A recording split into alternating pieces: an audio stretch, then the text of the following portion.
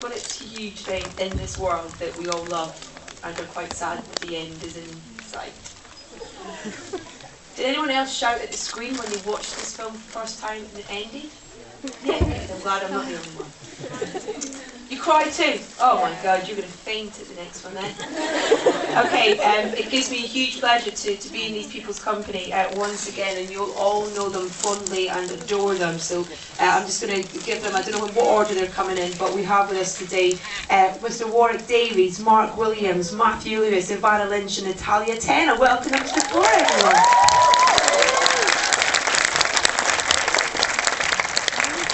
Yay!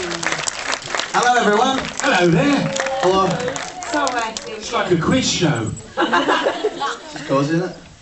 Right, we're going to get some questions from you guys in a second, so I'm sure you're all massive fans and have got plenty of things that you want to ask everyone, but I'm going to start everyone off by just asking you all what were your kind of fondest memories of this part of the whole saga of Deathly Hallows Part 1. What were the things that you remember most about the whole filming, I guess, of that? I'm not really in this one. Watching then, is that what you remember a lot? Watching? I don't know. It's building up your part for the next one though, isn't it? Yeah.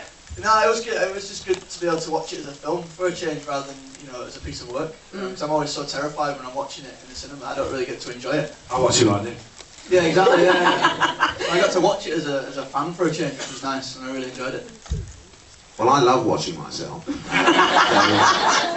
I was slightly disappointed that Griphook only just was introduced right near the end, but it's setting him up for the next film.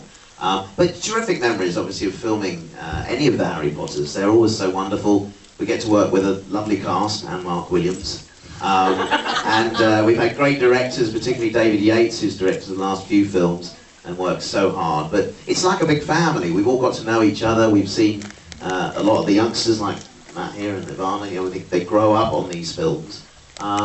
So yeah, I just feel hugely privileged and proud and honoured to be part of it. Yeah, I feel like we keep saying that, and people think, oh, it can't have been like that, but it actually was.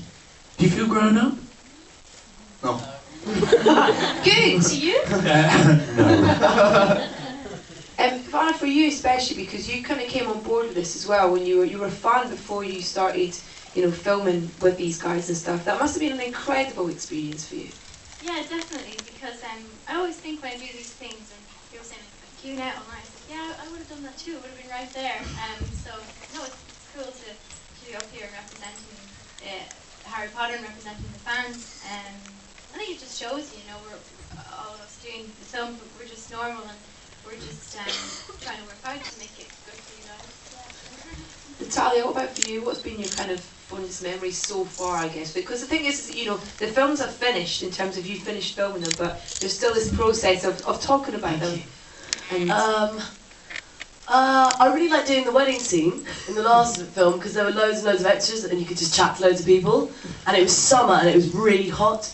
So when we weren't filming, I was always outside like having an ice lolly and a cigarette, chatting to people. It was really fun. I heard you started the dance as well in the rap party as well. Oh yeah, and my band played Molotov Jukebox. We played at the end, so I got to say goodbye to everyone because my last day, I usually get a big clap. Like everyone comes and, oh, it's your last day, well done.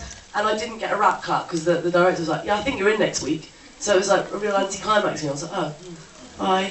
But I actually got to say goodbye to everyone with my band, so that was quite fun. Well, listen, there's loads of you guys here, so it's all about you guys getting the answers to the questions that you have. So who would like to start with the first question? Right there, gentlemen, right there. You could. It's not that a big place. We can hear you if you just project. I just want to know how your role differed during part 2 with quite action heavy to roles in the last films.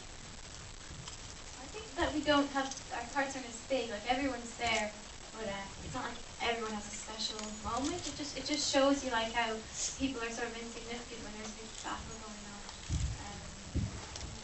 It's great when you see everyone working together as well, isn't it? Yeah, it was really good having everyone back for that last battle sequence. I mean, when we spent those hours on the courtyard for some of the stuff coming back too, it You was just spend a lot of time sitting around talking. Yeah, exactly. But you do. That's what it's like. It's like we go to work. Well, wait a minute, I'm trying to finish a story here. Can you just? I know there's a giant there, but hang on. Who talks the most? Mark. No, actually, no. Gambon. Michael Gambon. Gambon. Michael Gambon. Really? No, actually, Jason. I've seen Jason. Jason, I've seen the EPK, the Electronic Press Kit crew, talking to Jason. And I walked past and I was like, all right, Jason. And I went to the loo, then I went back to my trailer because I had to take a phone call. Then I went and got a cup of coffee. And then as I walked back, I said hello to a couple of people. I got back on set and Jason was still talking.